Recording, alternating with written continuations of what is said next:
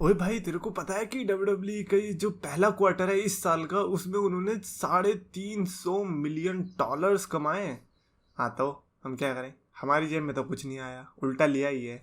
नहीं, ये न्यूज़ कैसे है, ये जलाने की तरकीब नहीं है। इमेजिन कोई तुम्हारे सामने ब्रैग करे, ओए आज तो देख हमने इतने पैसे कमाए हैं।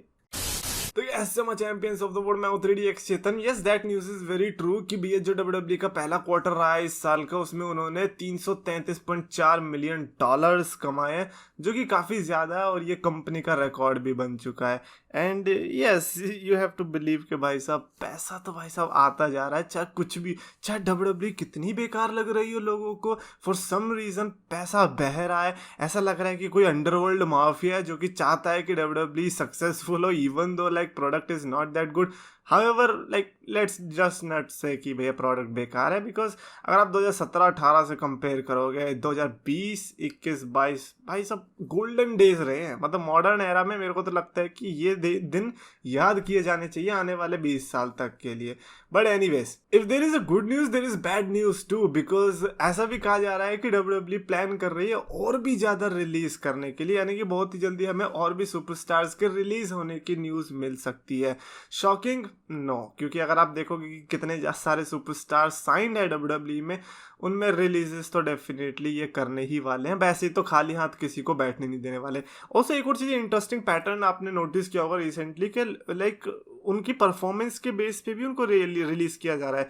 जैसे कि हार्लैंड को उन्होंने जो रीज़न दिया था वो ये कि वो जितनी उनको हाइप मिल रही थी या जितना उनको प्रमोशन मिल रहा था उस हिसाब का वो परफॉर्म नहीं कर रहे थे, इसीलिए उनको रिलीज कर दिया। विच मीन्स कि ऐसे और भी बंदे होंगे। Of course not everybody is going to be exceptionally talented, तो इसीलिए जो उतना टैलेंटेड नहीं होगा, जो उस तरह से परफॉर्म नहीं कर पाएगा, हमें रिलीजेस देखने को मिलने वाले हैं। तो इसीलिए हम फ्यूचर में आगे, मतलब सिर्फ 1-2 साल के लिए नहीं, मतलब हमेशा के लिए, जैसे NXT में कोई आएगा, जरूरी नहीं है कि वो लॉन्ग टर्म के लिए टिकेगा, बिकॉज परफॉर्मेंस सेंटर में जब वो करेगा कुछ और अगर नहीं कर पाया तो फिर वो निकल लेगा। तो ये हाल होने वाला है। पर मेन रोस्टर से रिलीज होना, it is going to be a bad thing, and we'll see के यार कौन रिलीज होता है। Personally we don't want anyone to get release.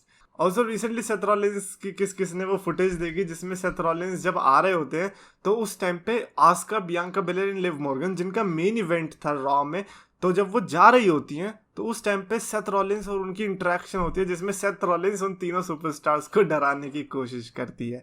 भाई क्या अच्छी स्टोरी टेलिंग है ना कि भाई सेथ रॉलिंस की वाइफ है बेकी लिंच दूसरी टीम में थी और दूसरी टीम को हराया इन तीनों सुपरस्टार्स ने, तो इसीलिए सेथ रॉलिंस इन तीनों को मॉक करने की कोशिश कर रहे थे।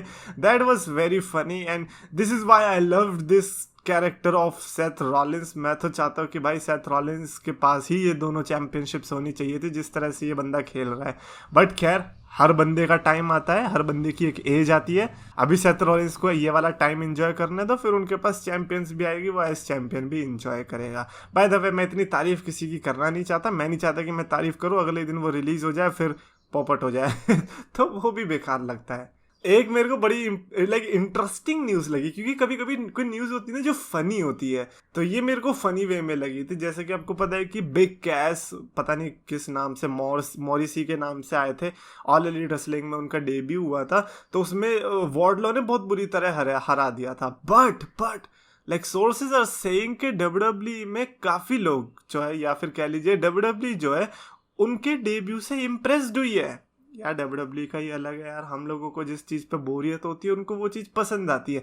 बट हे, डेफिनेटली जिस तरह की फिजिक थी बिग कैस की, उसको देख के अगर इम्प्रेस हुई है तो बात अलग है। बट आई एम सेइंग कि अगर आप वार्डलो और बिग कैस को देख रहे हो, देन अगर आप बिग कैस से इंस्पायर्ड हो रहे हो, देन डेफिनेटली आपके अंदर कोई दिक्कत है। भाई वार्डलो से इंस्पायर्ड हो, एंड फॉरगेट दैट, भाई MJF भी था उस सेगमेंट में, आप MJF से कैसे इंप्रेस नहीं हो रहे हो।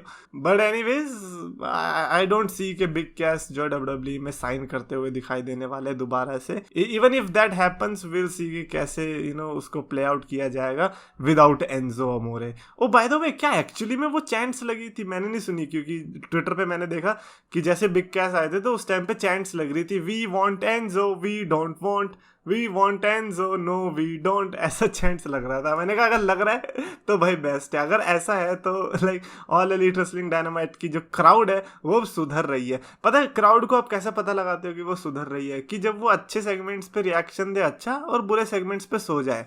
अब वो वही कर रही है। पहले क्या था भाई, हर चीज़ पे holy shit this is wrestling. अभी मेरे को दिखता है कि हाँ भैया आप एक्चुअली में रिस्पेक्ट कर रहे हो, और आप एक्चुअली में अपने इमोशंस को कंट्रोल करके बता रहे हो कि हाँ भैया ये एक्चुअली में बोरिंग है। भाई भाई ड्रू मैकिंटायर का रिप्लाई मस्त था। तो लाइक किसी ने उनसे इंटरव्यू में पूछा था कि भाई क्या क्या बोलते हैं, शिंस्के नाकामुरा जो कि रोमन रेंस के साथ फ्यूड करने वाला था, अचानक से तुम कैसे आ गए उसके अंदर? तो मैकिंटायर ने लिखा है कि भाई मैं किसी के लिए शो नहीं लिखता हूँ, जो आर के ब्रो थे उनको किसी की हेल्प चाहिए थी, किसी को आना था। हो सकता है शिंस्के नाकामुरा उस टाइम पे शावर में होंगे, हो सकता है कि वो अपने शूज़ बांध रहे होंगे, हो सकता है कि वो अपनी वाइफ के साथ फ़ोन पर लगे होंगे। तो मैं अवेलेबल था, मैं आया और आर के ब्रो को बचा लिया। तो मेरे को नहीं पता कि मेरे को क्या बताना चाहिए। एंड आई एम लाइक भाई this is the response to the IWC that we need. In fact every interview needs to be like this. भाई साहब उधेड़ दो यार इंटरव्यू। अबे क्या समझते हैं इंटरव्यूअर्स अपने आप को? हैं एक मूव नहीं करा होता रिंग के अंदर, लेकिन सब कुछ जानना होता है, सब कुछ अपने आप को, पता नहीं क्या ही बोले हम। अच्छा ये तो चलो इंटरव्यूअर का रोस्ट हो गया। भाई साहब किसी ने तो रेसलर को ही रोस्ट कर दिया। मिकी जेम्स से किसी ने पूछा do you think belly is scared of you? Mickie James ने लिखा यस। तो बेली ने लिख दिया you should just be grateful you got a come back at this years rumble. मन तो कर रहा है कि रिप्लाई में लिख दूं कि एटलीस्ट वो WWE में दिखाई तो दी, एटलीस्ट रिटर्न तो हुआ, वरना कुछ लोग तो आते भी नहीं है। बट एनीवेज दैट्स बेली, तो मैं पंगे नहीं ले रहा। पर बेली से अगर ब्लॉक हो गया ना तो बहुत बुरा लगेगा।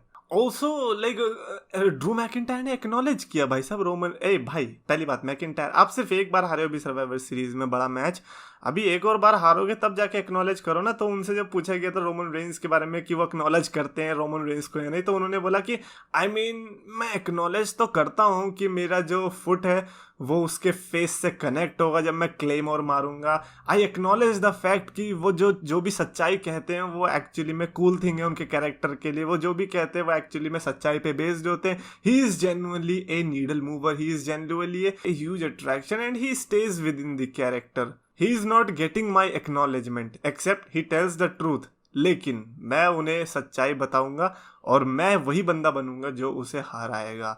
मीनवाइल टाइसन फ्यूरी पीछे से क्या कह रहे हो बेचे, कभी बॉक्सिंग में भी आओ, यूके में तुम्हें हम पेलेंगे। By the way I think it has to be a massive disappointment अगर टाइसन फ्यूरी ने ड्रू मैकिंटायर को हराया तो। ट्रस्ट मी ब्रो, भाई जो रिएक्शन होगा वो लेजिट होगा, लेजिट। स्पीकिंग ऑफ रिएक्शन, भाई गुंथर ने तो अपना जो रिएक्शन था वो बता दिया है। मतलब जब सब लोगों को कह रहे थे कि अरे यार गुंथर के साथ ऐसा नहीं होना चाहिए, ऐसा नहीं होना चाहिए, तो गुंथर ने अपना रिएक्शन बताया कि जिस तरह से उनको प्रेजेंट किया है मेन रोस्टर में वो उससे सेटिस्फाइड है। And now when someone says that he is satisfied या शी इज सेटिस्फाइड, देन आप क्या ही क्वेश्चन उठा लोगे। Anyways that's it for this video. Definitely comments में लिख कर बताना, आई डोंट नो कि क्या लिख कर बताना। मे भी यही लिख के बता दो कि अगर तुमको F5 पड़ेगी तो ज़्यादा दर्द होगा या फिर एटीट्यूड एडजस्टमेंट पड़ेगी तो ज़्यादा दर्द होगा। कमेंट्स में लिखो। अगर आपको वीडियो पसंद है तो प्लीज लाइक करो, शेयर करो, चैनल को सब्सक्राइब करो। क्या ही क्वेश्चन है आज का। रेसलिंग फैंस को पास बुलाया, मीठे शब्दों से सबका दिल था चुराया, अपने नाम का सच टर्म था बनाया, 2 लाख का इसने परिवार था जुटाया। पर समय की मार है, ये मेहनत की हार है, ये खुद को बदलना तो मेरे शब्दों के विचार है। अफसोस है कि आज सबने इसको भुलाया, फ्राइडेज को इसने RKO था लगाया, फ्राइडेज को इसने RKO